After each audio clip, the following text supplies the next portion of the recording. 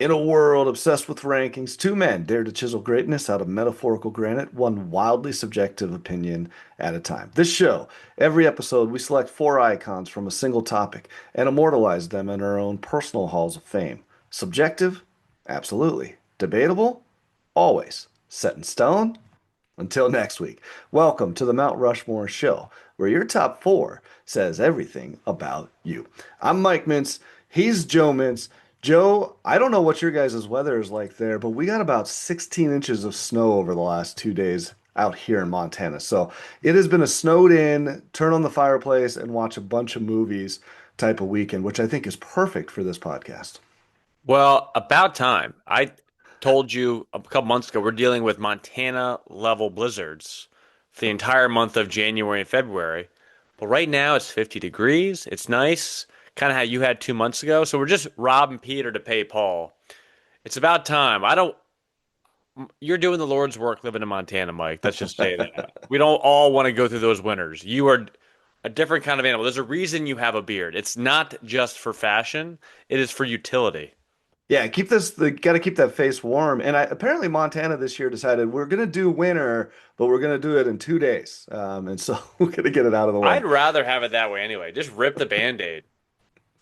Just tear it off. Ideally during football season, but beggars can't be choosers.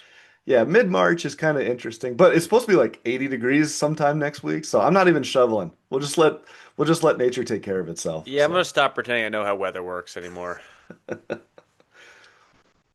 well, But this Joe, one is fantastic to be snowed in because we have the movie spectacle of the year today, Hollywood's biggest night, the Academy Awards.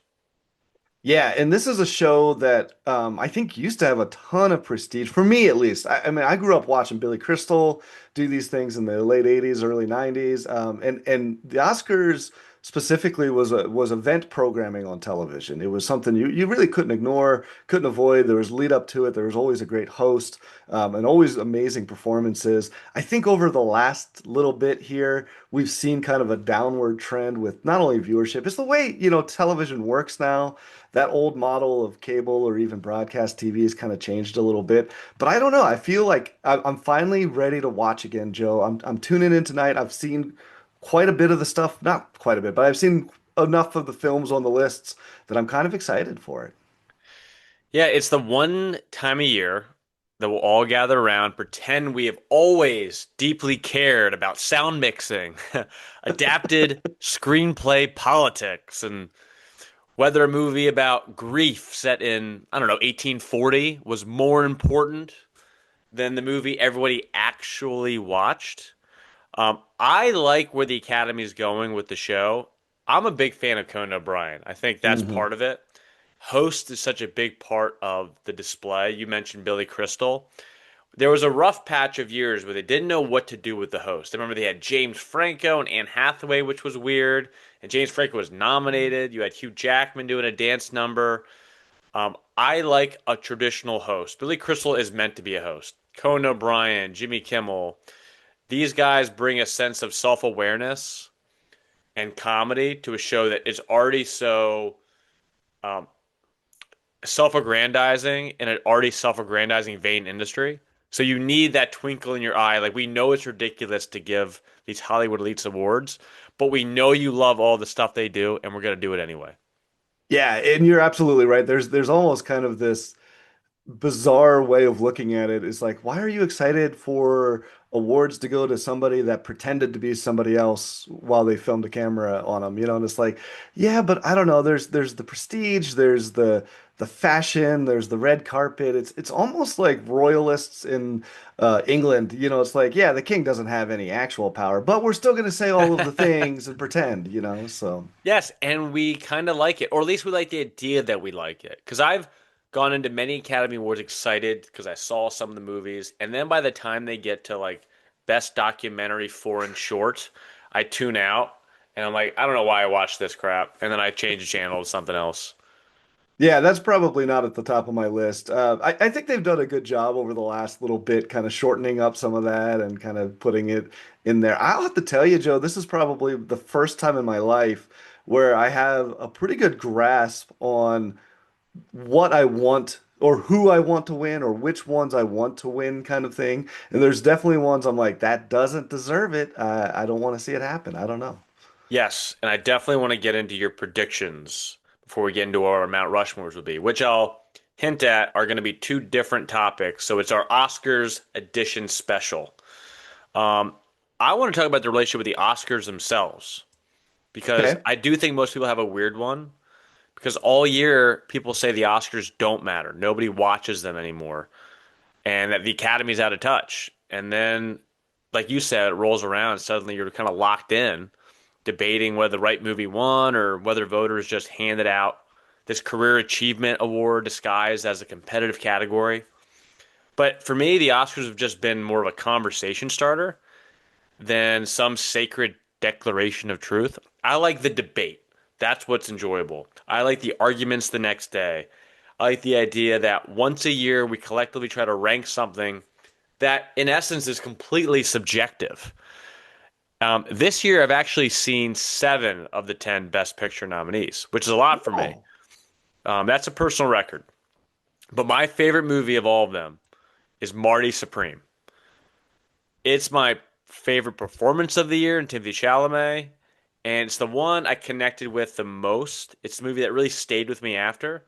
And, Jewish guy in New York. We already did our podcast of Jewish athletes. Maybe that was a biased perception of it, but I am a Chalamet guy. I am a Josh Safdie guy. I am all in on those two after watching that movie. Um, but the Oscars aren't just about what one person likes the most. It's a momentum thing. It's a narrative, timing, politics. And I kind of looked at how the season unfolded, as they say, with the other award shows leading up to this. It feels like one battle is positioned to win Best Picture.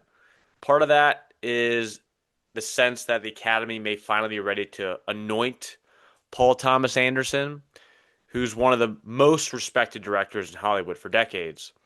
And the year he maybe should have or could have won was for There Will Be Blood, but he went after No Country for Old Men. So I'm not even going to call that a snub. Um, it happens that it might be some kind of lifetime achievement charity case, but the movie is actually absolutely worthy of the award. So I'm not going to call it that. And then for Best Picture, I'm going to predict Michael B. Jordan. Chalamet had the Sinners. early momentum, and I still think he gave the best performance of the year. Haven't seen both. But award races are weird, man. There's always that outside noise that gets in the mix. Recently, there's been some backlash over Chalamet's comments about ballet, which, in my opinion, were pretty harmless. And I actually agree with the sentiment he was trying to express at that time. But this is the Oscars, and absurd side conversations actually have a way of creeping into the race itself. So if I had to predict tonight, I think Sinners and One Battle end up walking away with the most awards. They're both great movies, both deserving of recognition. But personally, I connected most with Marty Supreme. And I can also understand why it had less broad of that Academy appeal. What do you think, Mike? What's your predictions? Yeah, you touched on a lot of the stuff that's been kind of the Oscar buzz right now. Marty Supreme, which I've been meaning to see. I know we've talked about it, and I just hadn't got around to it. I watched some of the trailers, read some of the reviews of it. It sounds like it's a typical Safdie movie, right? With Chalamet giving a really powerhouse performance at this thing, playing a really, from what I've read, Joe, a really unlikable character. And to put that as your central piece, and try to make an hour and a half, 2 hour movie of people sticking around to watch it, I think and it's a movie about ping pong, right? And so like I think you take these ideas and you put them in a blender and you're like, how did you get something great? And it sounds like it came out excellent, at least according to your review. So, Absolutely. And I'll compare his character to like Howard Stern. Love him or hate him, you can't look away. oh, that's good. That's And good. it has the sports movie tropes. It has that finish at the end. And personally, I grew up pretty addicted to ping pong at one point in my life. So that part also connected. And last point I'll make, a reason to see this movie if you haven't already. Mr. Wonderful, Kevin O'Leary. Oh yeah. He was in the movie, he showed up, and I thought, okay, this is more of a cameo when I saw him. He is the main villain of the movie. He has a fantastic role. And he Really? pulled it off because he really just was an element of himself in a different era. But helped. It's not just Chalamet. My point is, this movie steals the show and all the characters played. And you will get lost and transfixed, annoyed, frustrated, happy, sad. You'll feel all the things watching this movie. That's how I felt. You know, you brought that up, and that kind of inspires me a little bit, Joe. The idea of Kevin O'Leary in this role. This is what we call stunt casting, right? When you take somebody and you put them in a position like that. I did my short series on needle drops. Maybe I do need to do one on stunt casting because there's been some times in history that it's really paid off. I'm now I got to put that on my list. One battle after another. I've seen it. I am not. Here's the thing. I am not a huge PTA fan. Paul Thomas Anderson has had some movies that I really like, has a lot of stuff that I'm like, I've turned off after the first little bit just because it doesn't work for me. There Will Be Blood is fantastic. Don't get me wrong. Here's the deal about One Battle After Another. It is a blockbuster. It is a Paul Thomas Anderson spin on a popular movie. And one of the reasons for that is DiCaprio. I mean, the dude carries it all of the way. I'm saying I'd almost put I kind of hedging my bets here, Joe. I'm going to put One Battle as my Best Picture winner potentially. But I'm actually with you. Michael B. Jordan in Sinners was outstanding, playing two different characters, and I thought he did a great job. You didn't even need the color. He kind of wore the colors to make the difference. You could just tell they were different people.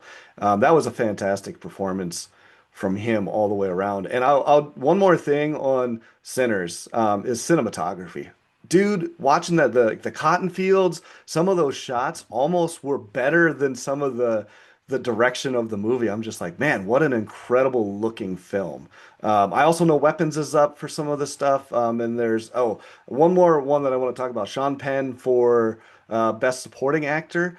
I don't think it's like the greatest acting job that he's ever done, but it appeared to be the most fun Sean Penn has had in a long time. And I think that goes a long ways for me picking him for Best Supporting Actor. So, I agree because the debate is it going to be him or Stellan Skarsgård, the acting vet, finally getting his due with Sentimental Value. And I saw Sentimental Value, and I've seen One Battle, and I prefer Sean Penn all day. Sentimental Value is not my kind of movie.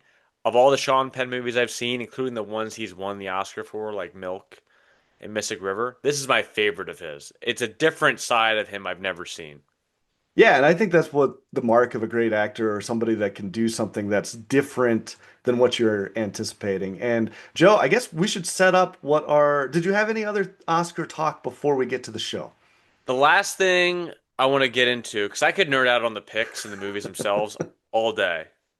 And if you haven't seen some of these, you might be fast forwarding that 15-second Spotify button right now. Um, I promise it will get good with some hindsight stuff you guys will know and love. But I want to talk about the Oscars, how we got here. Yes. Um, let's step back for a second, talk about how it all started. This has been around for 99 years. 1927 was the first Academy Awards ceremony.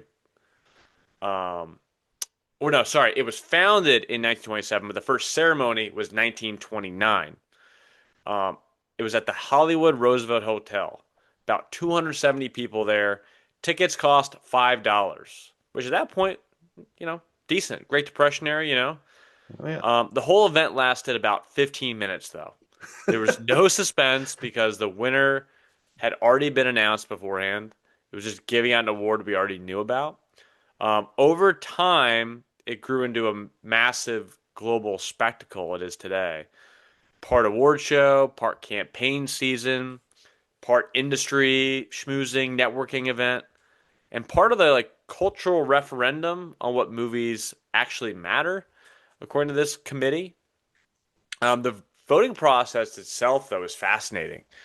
You have these members of the academy. Don't ask me how you get involved in the academy, if they're even allowed to say who they are. It's very suspicious. But they're nominating films within their own professional branches. Actors nominate actors, directors nominate directors, and then the entire academy votes on the winners in the final round.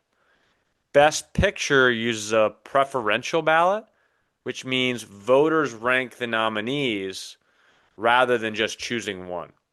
The system means the movie that wins isn't necessarily the movie that people love the most.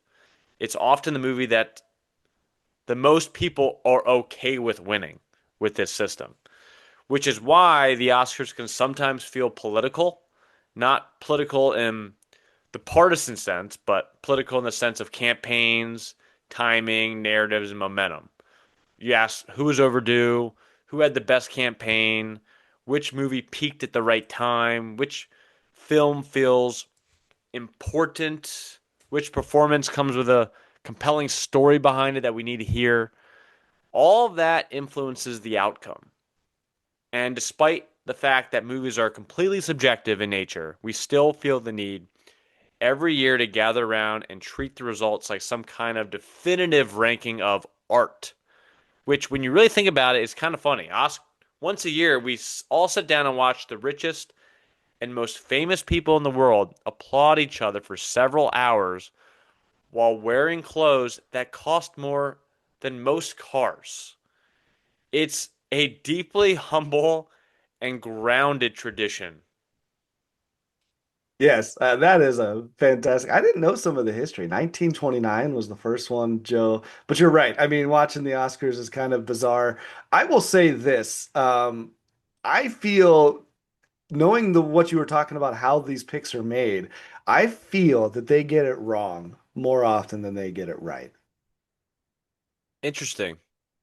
I doing the research for this, I don't know that I would agree with that, but I would say the ones we get wrong, you feel more than the ones we got right. They compound more weight over time. You think about them more. It's almost it gives them more of a cult status that helps the film itself.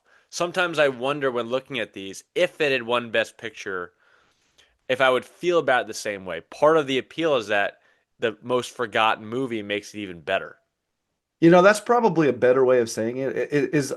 They probably have a better track record than I give them credit for, but you're right. The wrong ones that they got wrong seem egregious. And that's why I'm like, dude, they hurt even more. It's not hurt, but it's like you were so wrong with that one that I'm going to give you 10 years of bad bad Well, picks. Mike, why don't we give which subject we're actually going to do for our Mount Rushmore, each of ours being different. Why don't you start with yours and your criteria for it?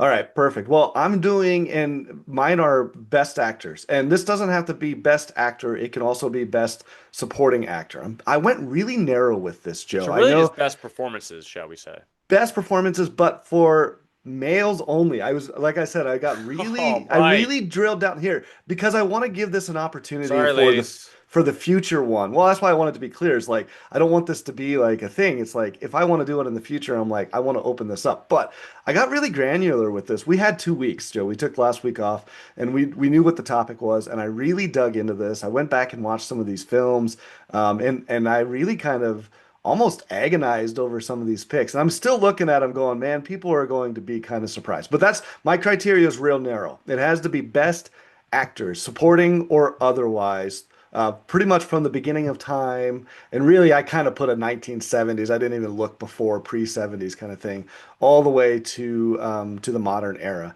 And I picked here's my criteria for these, even within this criteria, is the idea that it had to be a performance that either I did not see the actor, I only saw the character, which I have a couple of those, or, and this is number two, I completely believed that actor, I believed them in every way in the movie. Let's put it that way. So, Interesting. So don't be surprised that Meryl Streep will not be a part of this. definitely not. No. So, Yes, but I'm interested in this because this is it. Now, let me ask you a question. sure. Does it have to be someone that won Best Picture or Best Actor? Right, and that is true, and that made it even harder, Joe, because now I'm sitting there going, because there's a lot. I'm actually interested to hear some of, because you're going to get into yours in a second. This is where I found some of them like, oh, I've got to pick that, and then they didn't win, and I was like, what? So no, these have to be winners, and then all of that other criteria on top of that. So this is a very narrow list, but it's my list, damn it, and I'm going to go with it. So Yeah, I'm kind of coming to that with Mount Rushmore is I'm looking at some of the data. And sorry, folks, nothing related to Citizen Kane is going to be on there. I know it's on a ranking list. It's just before my time. It's my Mount Rushmore. It's the movies that I like and I connect with the most. But speaking of, I'm going the other direction than you. I'm not choosing one category. I'm just going Mount Rushmore of Oscar snubs. Could be any category. The movie or performance had to be either huge at the time or grow in stature over time. The thing it lost to had to make some level of sense in the moment. And in hindsight, the snub has to feel even worse today than it did when it happened. Dude, and see, I'm almost a little bit jealous. I mean, we got to pick, and I picked mine, but I'm excited to hear yours here, Joe. Let's see if I agree or disagree. One, I know we have never gone 4 for 4. Will not be happening today, folks. Not, Different categories. no Now, it would be chance. funny if one of your best performances, I had someone got Ooh, snubbed that one instead of that. Maybe we're polar opposites there. I don't know. We'll we'll see. see, man. We'll see. Also, one thing I did not include snubs that were not nominated, Okay. so they had to be in the arena. I'll just throw it out there as an honorable mention. Adam Sandler, Uncut Gems, one of my favorite performances I've ever seen. Never nominated. Um, Not that I thought he maybe would have won that year as I look at who also won, but he's not going to be eligible on my list because of that. So you got a pretty narrow criteria too there, Joe. Yeah, not nominated folks to not have won. Perfect. And is it movies too, or is it just actors, Any actresses? category. So I'm Any going to have a category. mix Okay. here. Cool. Maybe, or maybe one. I don't know. Maybe. All right, man. Mike, you kick us off. All right, I'm gonna go with one. I think you'll probably agree with me, and I know this one's kind of a pick. I'll just say it. It's Heath Ledger, The Dark Knight, 2008, Best Supporting Actor, playing the Joker, and it's one of those performances. When I set up that criteria, I said that I had to either believe them in that role, or the actor had to disappear. And that was definitely the second case here. Heath Ledger, I don't see Heath Ledger in this role. I only see the Joker. And yeah, the makeup certainly plays a role in that, but it's everything. It's the affection that he puts on the accent. It's the vocal. It's the laugh. It's the outfit and the makeup, sure. But it's the performance. I loved Heath Ledger, man. 10 Things I Hate About You, A Knight's Tale, those movies where he was kind of this rom-com kind of,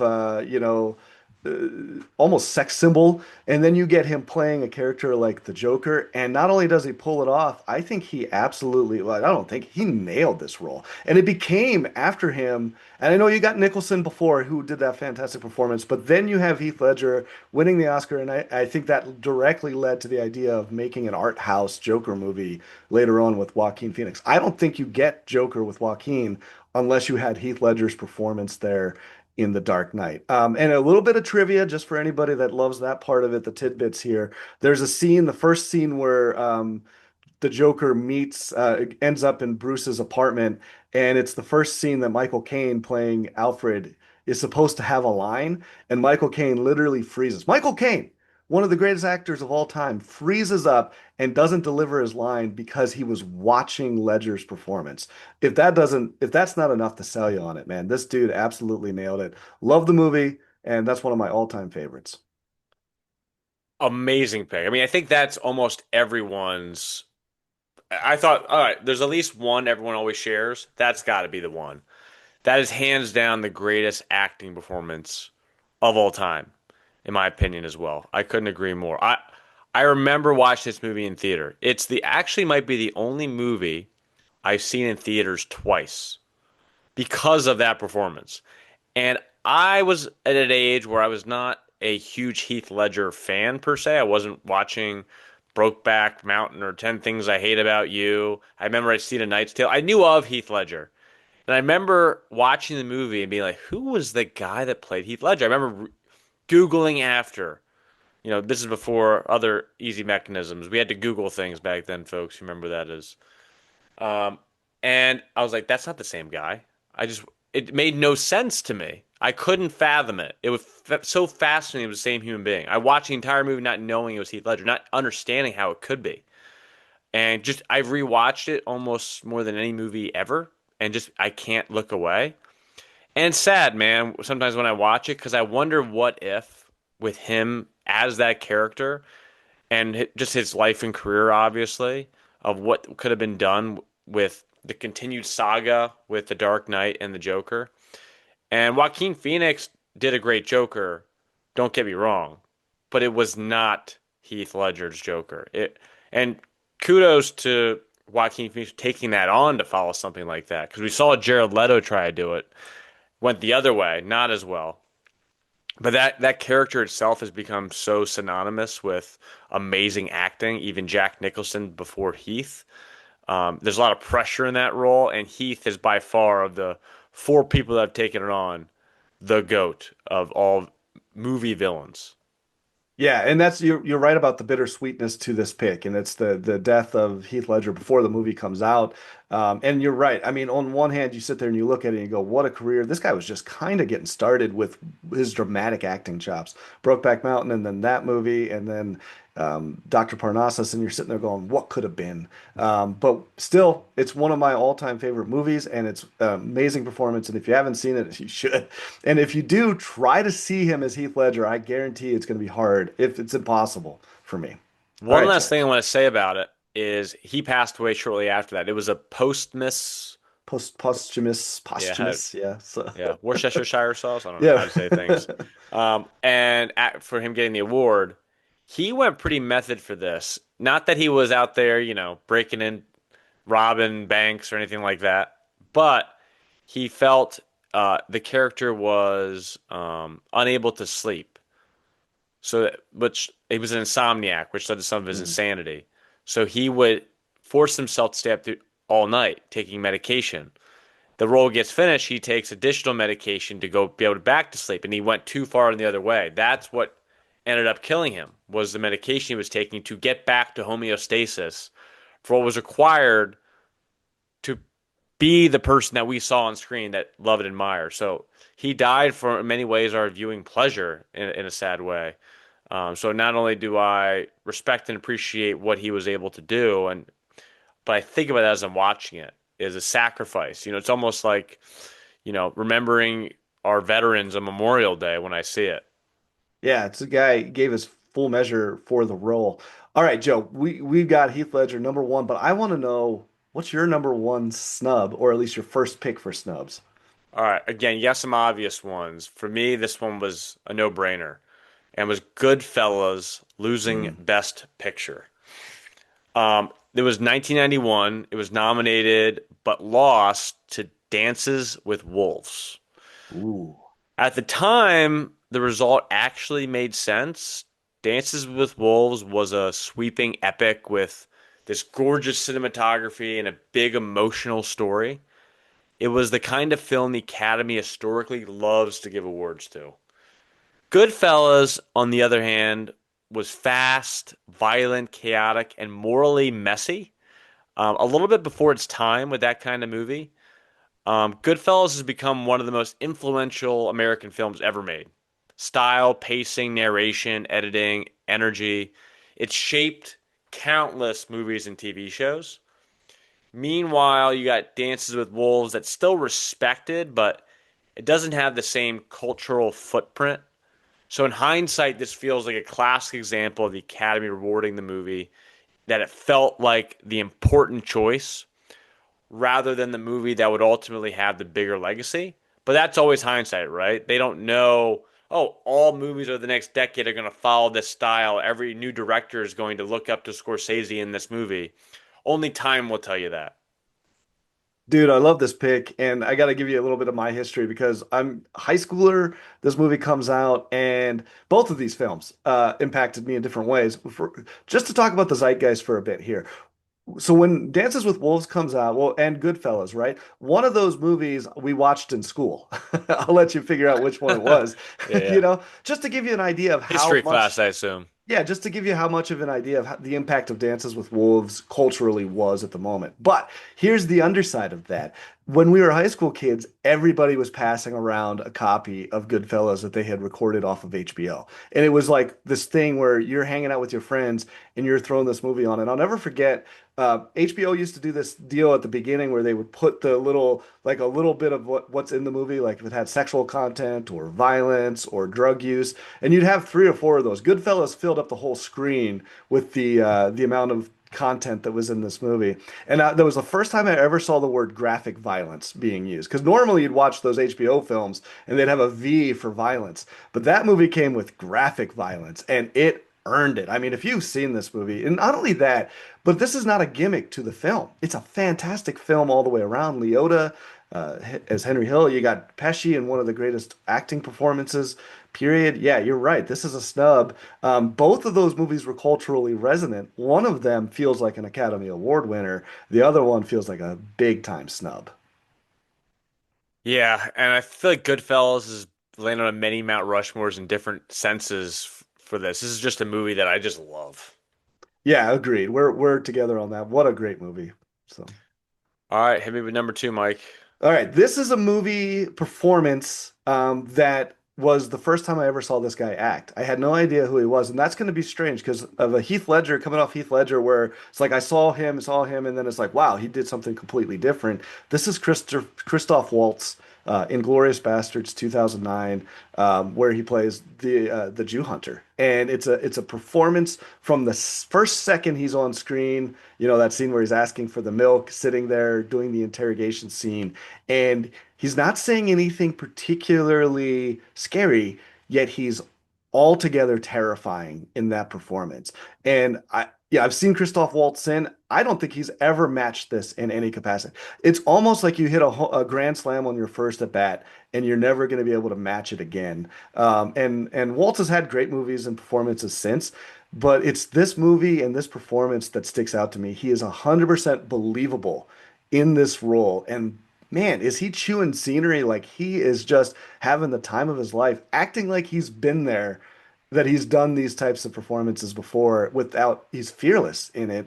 And it's an all-time great movie. And if you've never seen it, just watch that opening scene and you'll be hooked on him all the way through.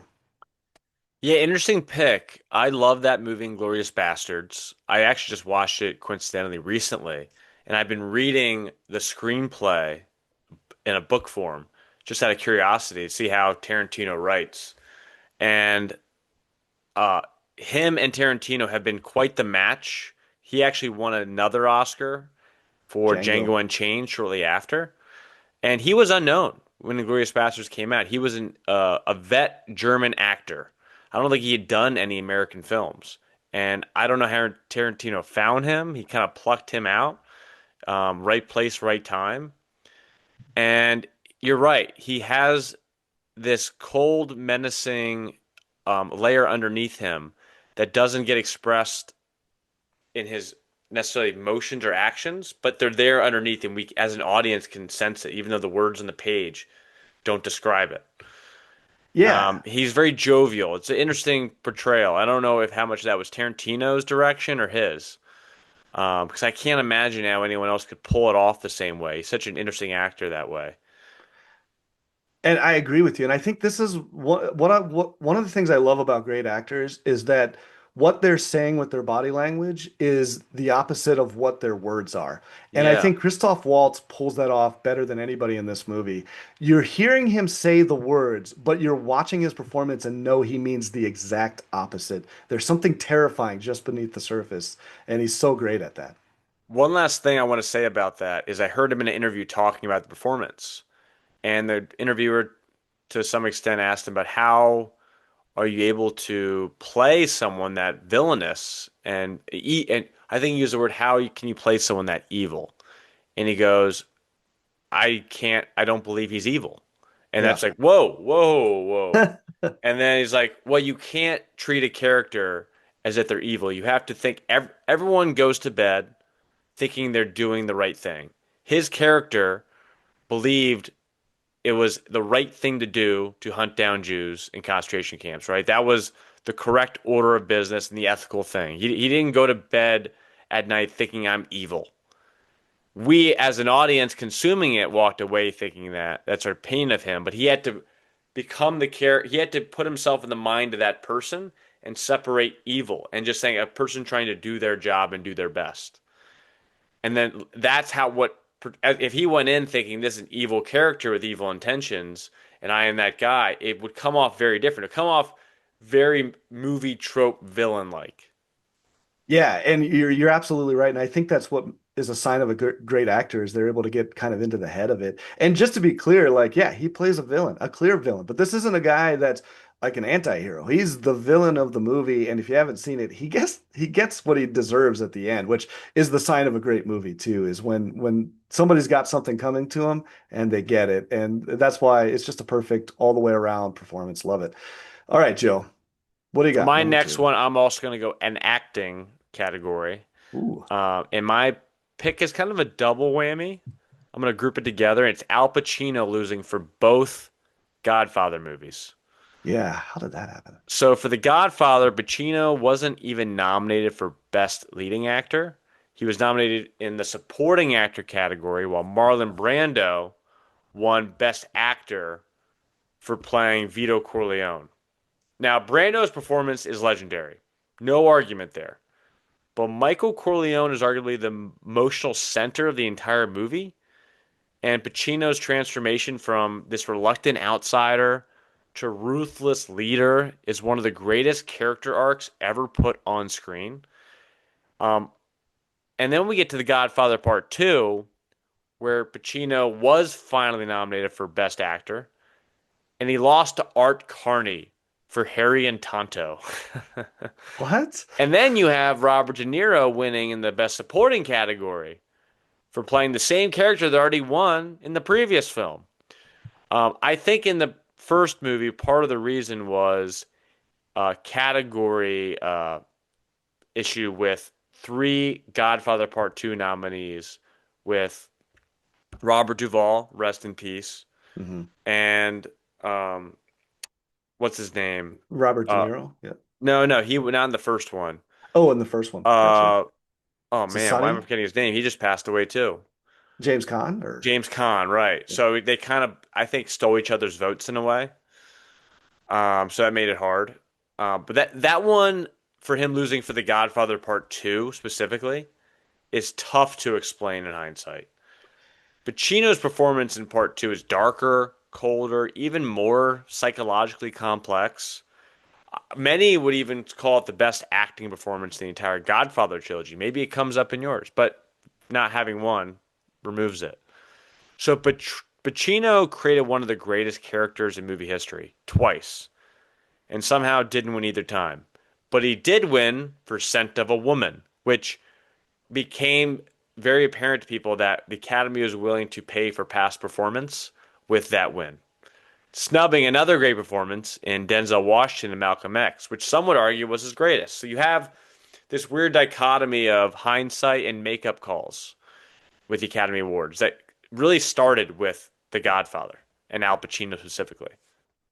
yeah, it's what a great pick, Pacino. It's amazing to me that he's only ever had the one Best Actor win. Is that movie Jack and Jill, which is a terrible Sandler film, where they find his one Oscar statue and they're like, "Oh, don't you have any more of these?" And he's like, "You would think so, wouldn't you?" Yeah, of course you would, because the guy should have won like five in a row. I mean, the dude was on a tear. Dog Day Afternoon, Serpico, Liberty or Justice for All. I mean, all of those movies, but The Godfathers are the most egregious, right? The first one, you can almost understand he's kind of a nobody. He hasn't really done much, and there were so many other powerhouse performances around him as well. Although he does absolutely shine, and you see those glimpses. But it's two that you're like, how did they miss that one? I agree. What a great performance from one of the greatest right Well, it there. depends So on the loss too, right? The fact that it's Harry and Tonto, a guy yeah. who was a supporting character in a sitcom his entire career, Mhm. they gave this award to over Al Pacino. Yeah, and that's a head scratcher. Like literally, like I have no idea how that decision. It's almost like when John Wayne wins for True Grit. It's like they were giving him a Lifetime Achievement Award. And that's actually, I was going to say, that's kind of, you brought up Pacino. The reason Pacino's not on my list, spoiler alert, is because while I love Scent of a Woman, and I think the character of Jack Slade, the blind guy, is a fantastic performance, he has so many better performances in him that I just couldn't go. I wanted to. He was on my short list. He's my number five. There, I got my Jamarcus Russell out of the way. So Art Carney was not worthy of a Lifetime Achievement. He played a supporting silly role in The Honeymooners. That was his entire career.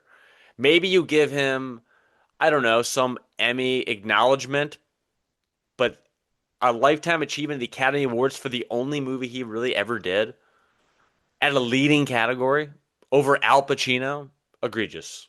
yeah, I can't make sense out of it. Give him a Golden Globe, but not the Oscar for sure. So Agreed.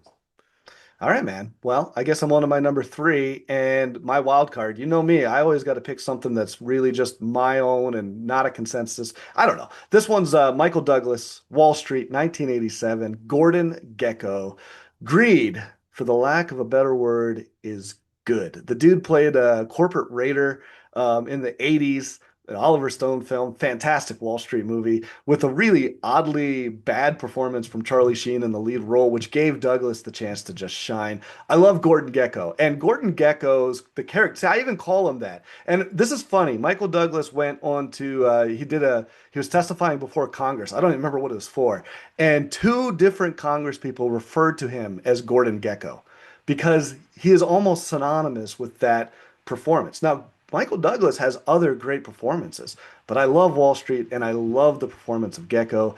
And here's the thing, it's not that I don't see Michael Douglas, but I truly believe he's almost, it's funny, the name Gecko, he's almost lizard-like. There's almost something non-human about that character, right? They're bleeding Gordo, so one of my favorites.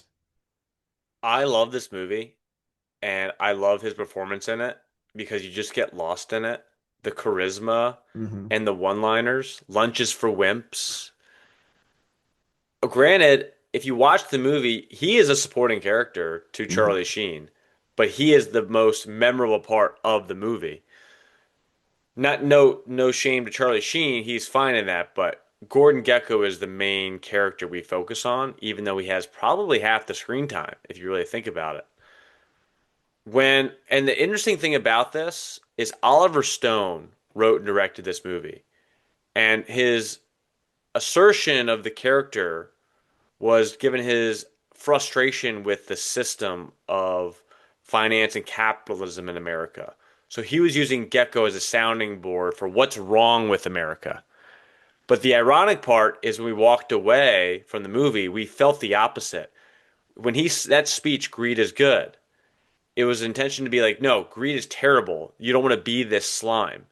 Whereas we all walked away, yeah, we want to be Gordon Gekko. Greed is good. We wanted to be the guy he tried to get us to walk away not wanting to be. It had the went the opposite direction, interestingly. So it's not something Oliver Stone talks about as much as one of his proudest movies because the agenda he wanted people to walk away with was not there, even though we love it for what it is. Yeah, and I think that's because of the performance from Douglas. And I think that performance alone, not that movie, but that performance spurs off a bunch of copycat films. You got Boiler Room with Vin Diesel, who's literally watching Wall Street and Gecko doing the money never sleeps bit. You also have Wolf of Wall Street is arguably you got guys that are looking up to a guy like Gordon Gekko, who obviously was not the hero in any, not even the anti-hero. He's the clear-cut villain. But wow, it is such a charismatic, fantastic performance that it's going to inspire for all the wrong reasons. Did you ever see the follow-up 40, 30 years later, Wall Street Money Never Sleeps with I Shia LaBeouf? did. I did. It's a disappointment, but I still like it for a variety of reasons. There's one particular speech in there, and I'll give it real quick just because it's one of the all-time favorites, and I still tell it to my students. But it's the scene where Shia LaBeouf is talking to Josh Brolin. By the way, another heavy-hitting cast, kind of. And he's asking him. He says, "What's your number?" Right? He goes, "I know everybody's kind of got their own number. Is it 100 million? Is it the first trillionaire, what's your number?" And Josh Brolin looks him dead in the eyes and he goes, "More." And it's this moment in this film where you go, that is Stone writing this thing, telling us that, if you're not satisfied with a little bit, you're satisfied with nothing. And what a great scene. So, not a great movie. I love the first one. I've seen the second one a couple of times. The first one's where it's at. And Gecko's great still. But here's the deal. The second one, they try to go T2 and they try to make him the good guy. And Gecko's Right. not the good guy. So. Well, I think Stone was like, we have to make him remorseful now that he's become a hero. And it wasn't part of what made Gecko so appealing was he had no remorse. Mhm. And then this is now his end of life. I'm sorry for all my sins. But we didn't want that. We wanted the bad boy. We didn't get it. That's right. Stone wouldn't let us have it. That's what I was disappointed, right? If they say in wrestling, a face is somebody who gives the crowd what they want, that's Oliver Stone didn't give us what we wanted with It Wall was for Street 2. him, not for us. Let's just say Yep. that. Yeah, perfect. So that's my number three, Joe. I think you're up. So I got David Fincher not love Fincher. winning for The Social Network. I will, and this one's personal because The Social Network is my number one movie of all time. It's my favorite movie, and I'm supposed to talk specifically to not winning Best Director for this movie. Um, At the 2011 Oscars, he was nominated for Social Network, but Tom Hooper won for The King's Speech. Okay. At the time, the result made a certain kind of Oscar sense. The King's Speech was a classic prestige film. It had period setting, emotional speeches, and a big acting showcase. Um, but in hindsight, The Social Network feels like the defining movie of its era. It captured the birth of modern tech culture, social media, and digital power in a way that is more than ever incredibly relevant. And Fincher's such an amazing director. I mean, precise, sharp, incredibly modern. The movie you can watch today still feels fresh, while The King's Speech feels much more like a traditional award season film. It hasn't aged as well. And also doesn't help that Tom Hooper has since directed Cats. Has not helped the credibility of that loss. Yeah, he's that's gonna be on his tombstone, right? Yes. Also directed Well, Cats. David Fincher has his tombstone. I lost to the guy that directed Directed Cats. Cats. I love The Social Network. Fincher is fantastic. I like Fincher, man. I like Fincher. If we were doing an all-time great directors, What you we know he'd will. be We will. he's Wait till Once definitely a Upon a Time shoo-in. in Hollywood 2 comes out. We'll There get we it. go.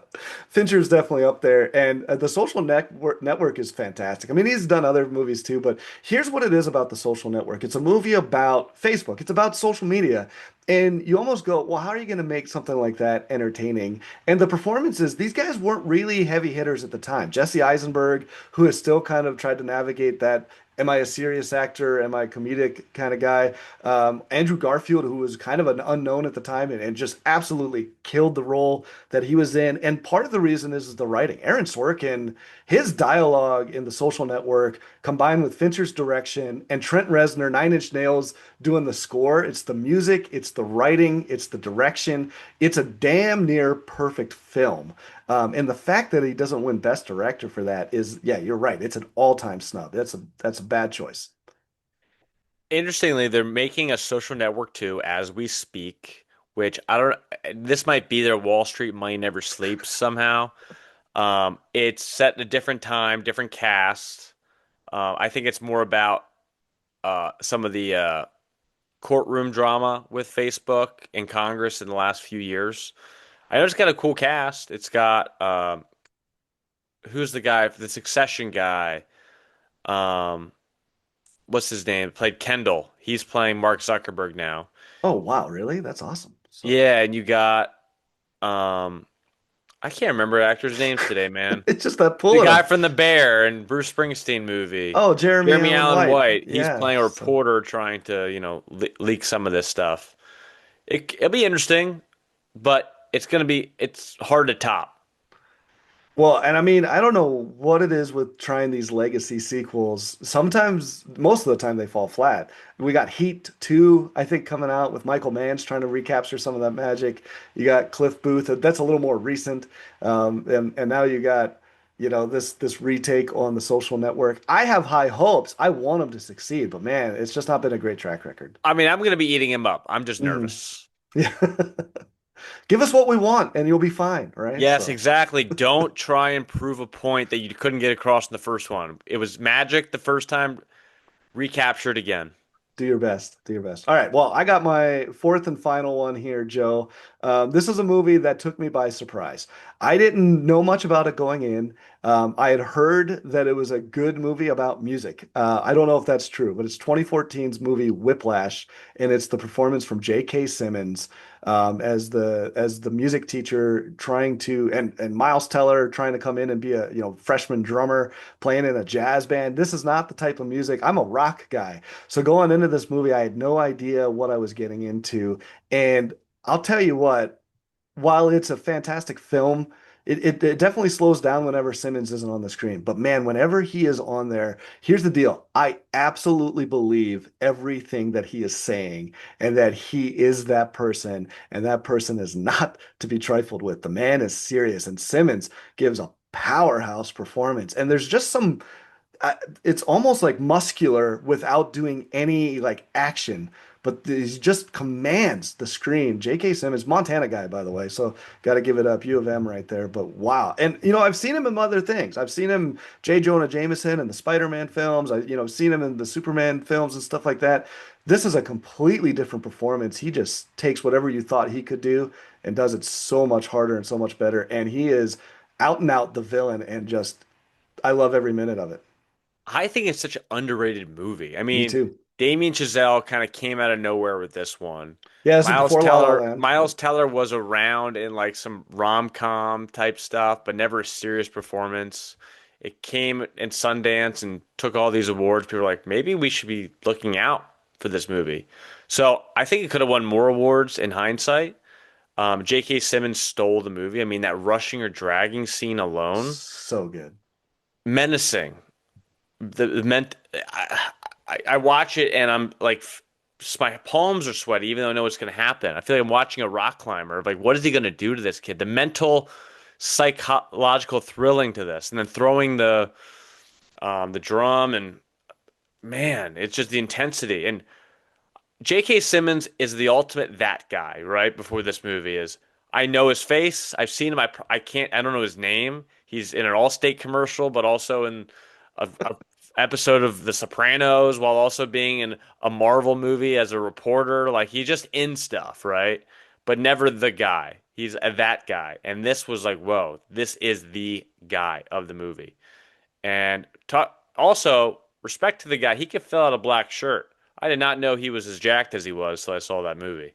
Well, I think that's part of the performance, but it's like you said, it's that psychological edge to it, and it's not necessarily what he's saying, but it's everything about it. Not quite my tempo, and making the kids do it over and over, and almost like singling out Miles Teller's character to just punish him. I love there's a scene earlier on where they're playing, and he's like, somebody's off key, and the one kid, the one trombone player says it's me, and he walks out. He goes, it wasn't him, but he didn't know, and that's worse, right? It's just like all of these moments. So.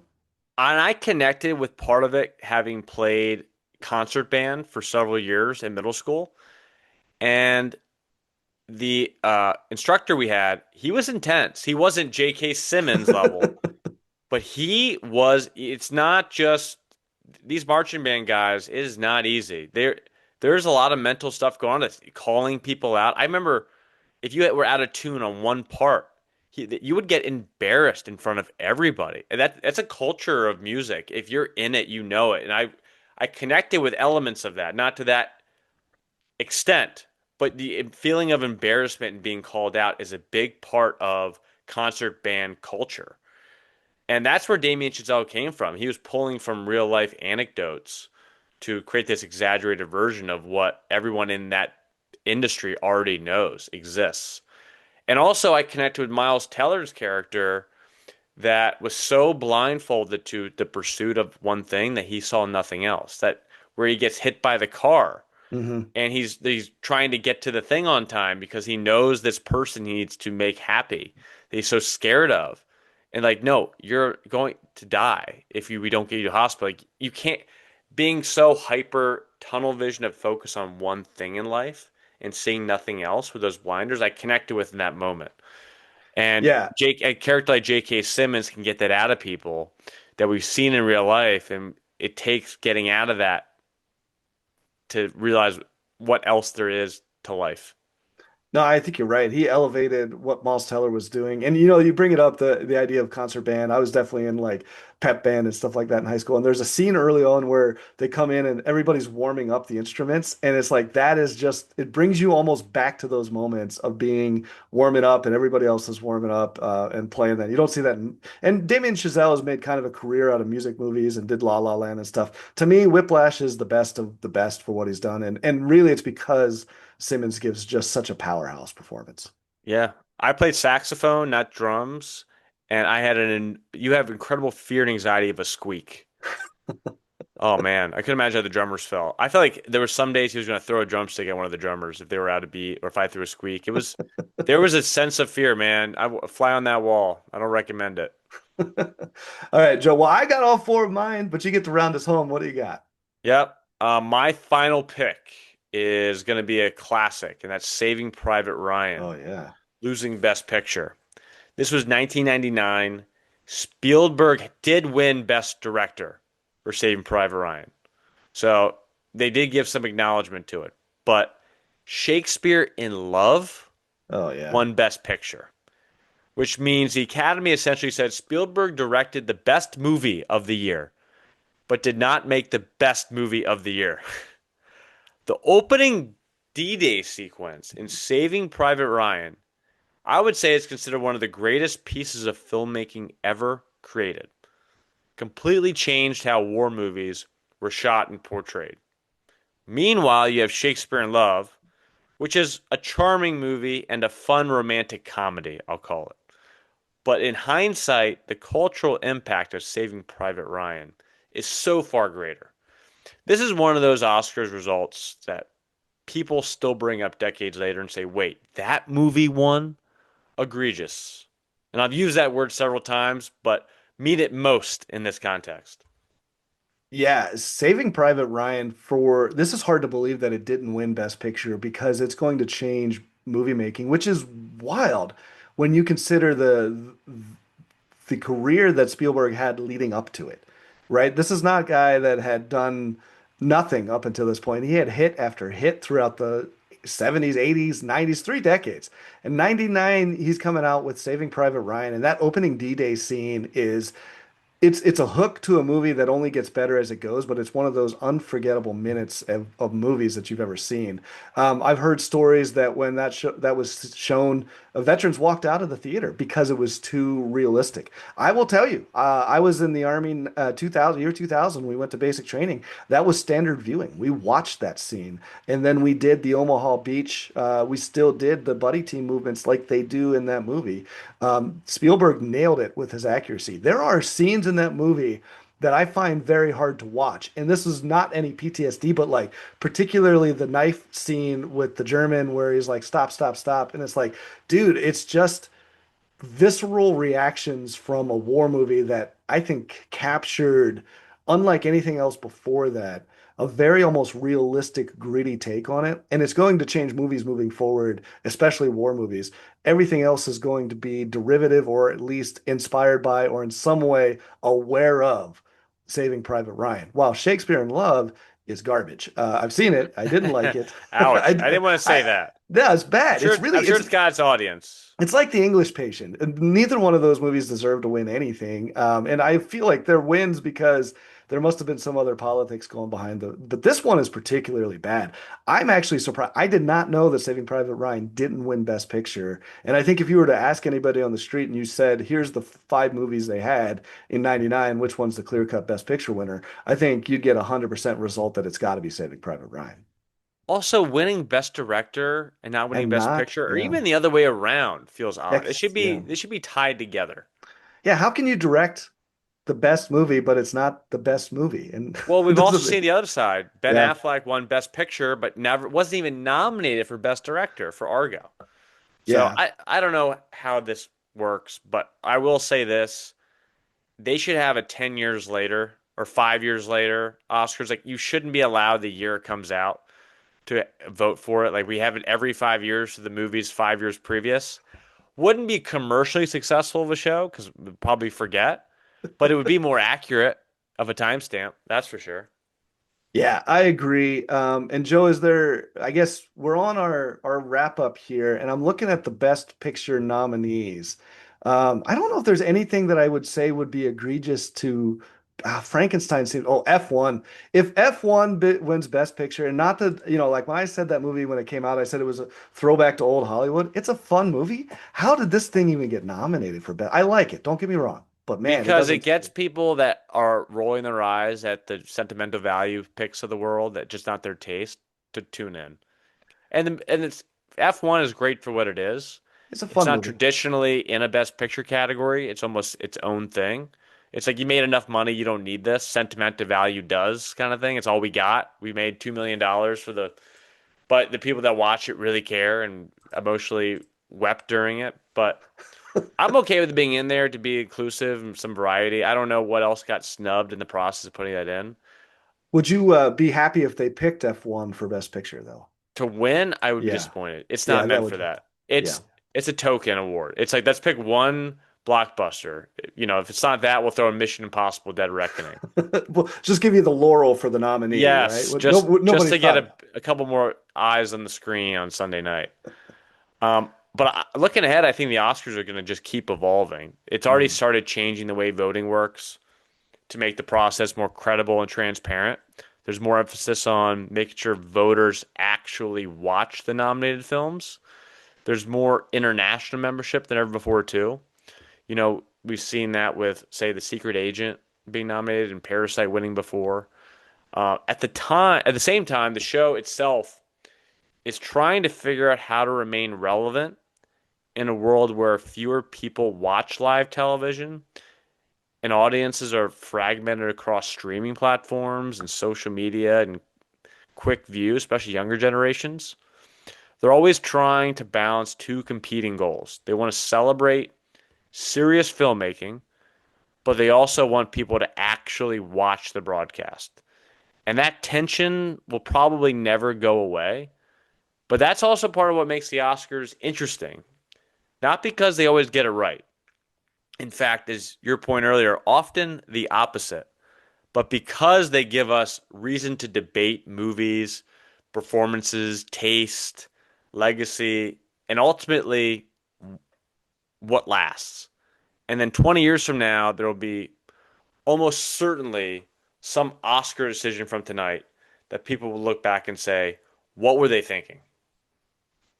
I couldn't agree more. And it's one of those, I think you're absolutely right, Joe. I'm going to watch it tonight and I'm going to have pretty much this be my primary conversation at work tomorrow is who got it right and which ones did they get right and which ones did they get wrong, you know? And hopefully, this inspires you to watch great movies. I mean, we talked about some of these performances. Yeah, it's easy to watch a 15-second TikTok that makes you smile or laugh or think a little bit.